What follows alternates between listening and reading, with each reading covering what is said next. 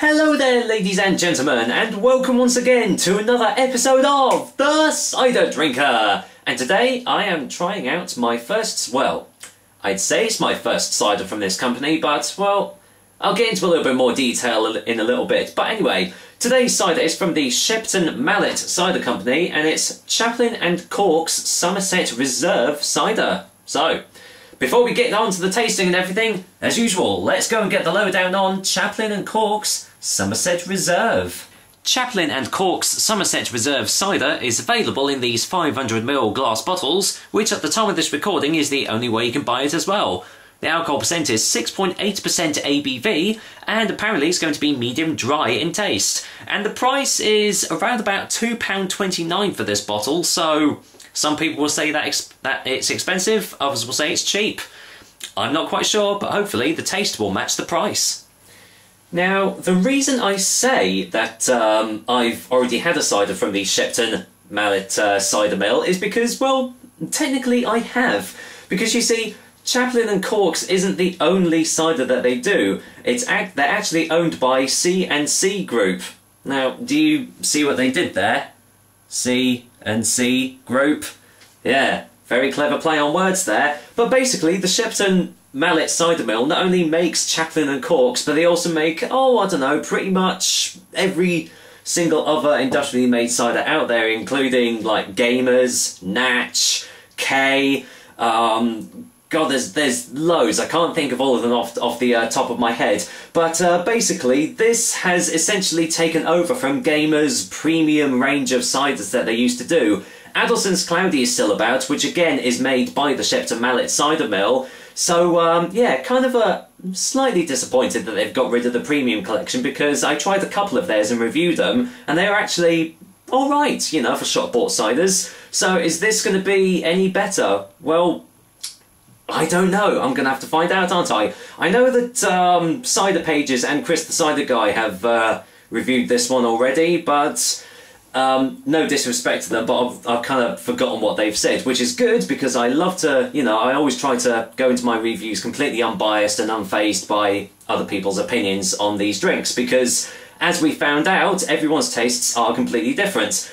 Anyway, enough of that, on to the actual cider, and you can see that they are kind of going for the old, you know, the posh look with this sort of bottle, you know, to differentiate it between, you know, like the Gaymers and the Addlestons and the Ks and all that. And apparently it's one that won the Gold Award in the International Cider Challenge, which I have actually looked up and is an actual thing. They haven't just made that crap up.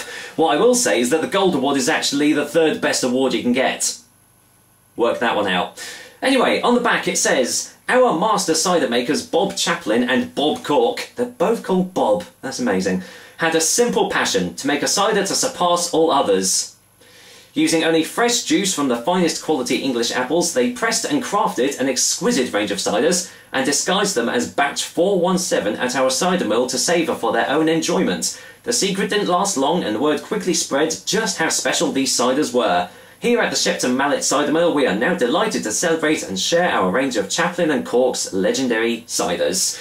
And, unfortunately, fat women still can't drink it. Very, very sorry about that, but apparently it's the Natural Association of Cider Makers. Apparently it's a member of the National Association of Cider Makers, so is that a good thing, is that a bad thing? I don't know. Contains sulphites for freshness, nothing out of the ordinary there. What I will say is that it's kind of rare for a shop-bought cider, unless it's a vintage or something, to be higher than, say, like 5%. So to see this at 6.8% ABV is kind of a good sign that it might be a pretty decent cider. Anyway, I've rambled on already, so let's go and crack this top open and just see how Chaplin Cork Somerset Reserve stacks up. Let's go in for the whiff test. Oh, well, that instantly smells like a vintage. A very bitter nose, intense dry tannic hits too, like massive old dry hits. Much more so than you normally get on a medium dry cider. But yeah, that smells very, very lovely. There's no acidity behind this. This kind of smells almost like a vintage in smell, so good signs so far. Let's go and get this poured into the glass and see if I get any more smells off it. From the looks of it, there wasn't much carbonation behind here, so I don't know if this is actually going to be a still cider or if it's going to be slightly sparkling. There you go, let's get it all poured in. And let's go in for the colour test. And yeah, hardly any carbonation at all really, just very, very slight bubbles there. But it's a nice old deep golden colour, very, very nice to look at, very appealing. But yeah, almost a still cider that we have here. It might even be still, who knows. But do I get any more smells on the glass? Slight woody notes now. Maybe a slight floral hint, and strangely enough, I'm getting like a slight pepperiness as well. But that's probably more the tannins that are in this cider, because it definitely smells very like robust and dry. So there's probably going to be a huge tannic hit in this one. But I'm going to find out now, because I'm going to go in for the taste test. Cheers, guys! Here's to Shepton Mallet Cider Mill, or Chaplin Cork, or whatever you want to bloody call them. Their Somerset Reserve cider. Cheers.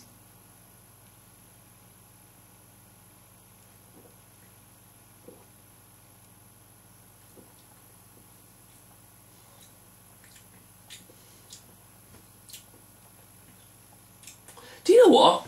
That's not too bad at all. Let's go in for a second opinion.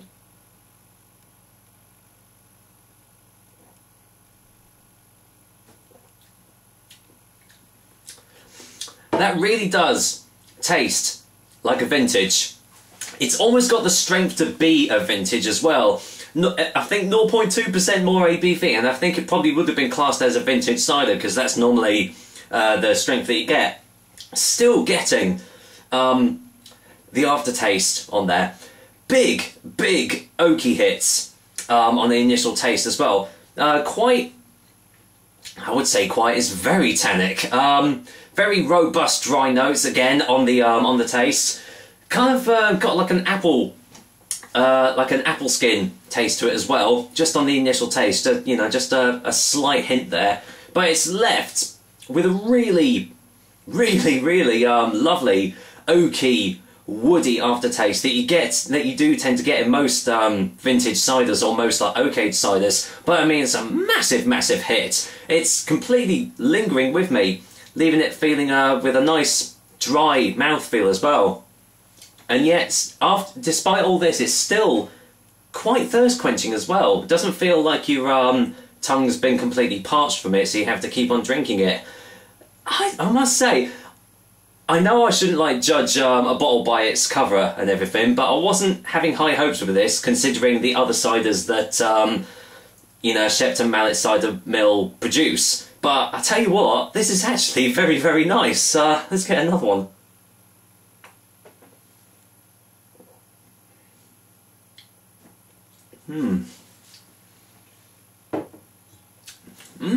Lovely.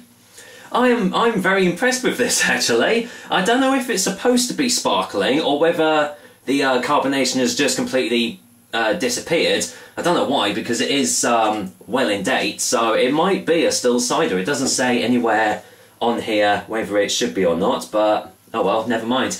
Either way, it doesn't matter that there's no carbonation. The tastes are still all there, very full-bodied as well, and yeah, it's a very lovely medium dry cider, well, pretty much verging on a vintage. So if you like your vintage ciders, then this one is going to be right up your alley as well. So yeah, I'm very impressed. Let's go get a final taste before the final verdict then.